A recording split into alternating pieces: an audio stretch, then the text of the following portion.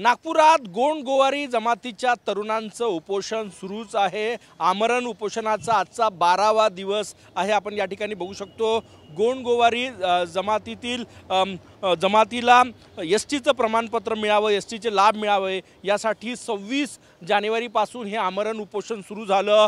किशोर चौधरी, सचिन सचाने आणि चंदन कोर हे 3 तरुण या ठिकाणी उपोषणाला बसले। काल हजारो लोकांचा भव्य असा हा मोर्चा या ठिकाणी निघाला होता। मोर्चानंतर प्रशासनानं आश्वासन दिलं तरीही आमरण उपोषण जे आहे ते या ठिकाणी सुरूच आहे आणि या आमरण उपोषणाचा आजचा 12वा दिवस आहे। यांची प्रकृती चेहरे बघितल्यानंतर आपल्या लक्षात येते आणि गंभीर परिस्थिती जी आहे ती या ठिकाणी आहे। सर काय सांगणार? काल लाखोंच्या संख्येने संपूर्ण समाज बांधव आदिवासी गोंड गोवारी जमात संविधान चौकामध्ये धडकली होती। रास्ता रोको आंदोलन केलं गेलं होतं। अत्यंत संविधानिक मार्गाने रास्ता रोको आंदोलन झालं। आज उपोषण सुरूच आहे तुमचं? आमरण उपोषण आमचं चालूच आहे। जोपर्यंत अध्यादेश काढत नाही तोपर्यंत आमचं आमरण उपोषण सुरूच आहे। शासनाने आश्वासन दिलं की 10 तारखेला अटर्नी जनरलच्या माध्यमातून आम्ही तुमचा अध्यादेश काढू, त्यामध्ये संपूर्ण मंत्रिमंडळ आणि माननीय मुख्यमंत्री उपमुख्यमंत्री सुद्धा राहणार आहेत। जर 10 तारखेला या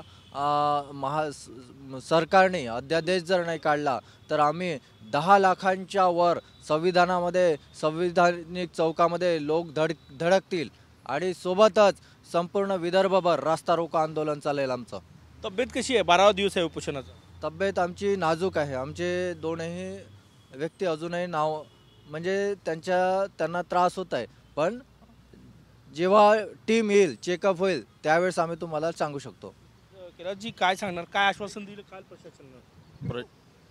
प्रशासनाने ही आश्वासन दिलं का यांचं आज तुम्ही घेतलेला चक्का जाम आंदोलन, रस्ता रोको आंदोलन थोडं थांबवा, आम्हाला वेळ द्या आणि माननीय उपमुख्यमंत्री, माननीय कलेक्टर डॉक्टर विपिन ईटनकर यांच्यासोबत बोलले आणि आमची जी मागणी होती यांच्यामध्ये मुख्यमंत्रीसुद्धा असावा त्या बैठकीला। तर बैठकीला मुख्यमंत्र्याची वेळ घेऊन त्यांनी शनिवारला 10 तारखेला 11 वाजता मंत्रालयामध्ये या बाबतीत संबंधित विभागाचे सेक्रेटरी, एजी, अटर्नी जनरल आणि त्याचबरोबर सर्व बैठकीपर्यंत उपोषण सुरूच असणार आहे।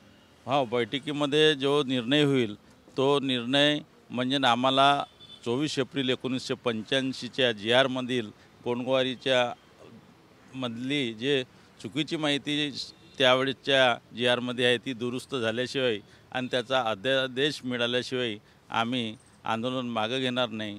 आणि आंदोलन जर मागं घेतलं नाही तर येत्या 12 तारखेला विदर्भात त्यांनी सांगितलं, मला सांगा उपोषण सुरूच आहे का मागे घेणार आहे? आज मागं घेण्याची काही हे नाही, मागं घेणार नाही उपोषण।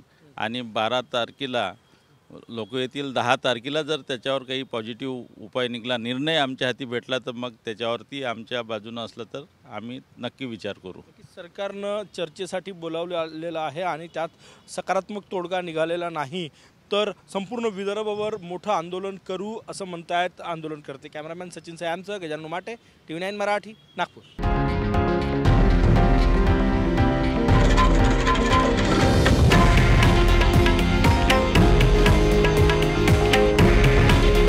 हे आहे देशातील नंबर 1 न्यूज नेटवर्क आणि आपण पाहत आहात TV9 मराठी। काळजी तुमची, हित महाराष्ट्राचं।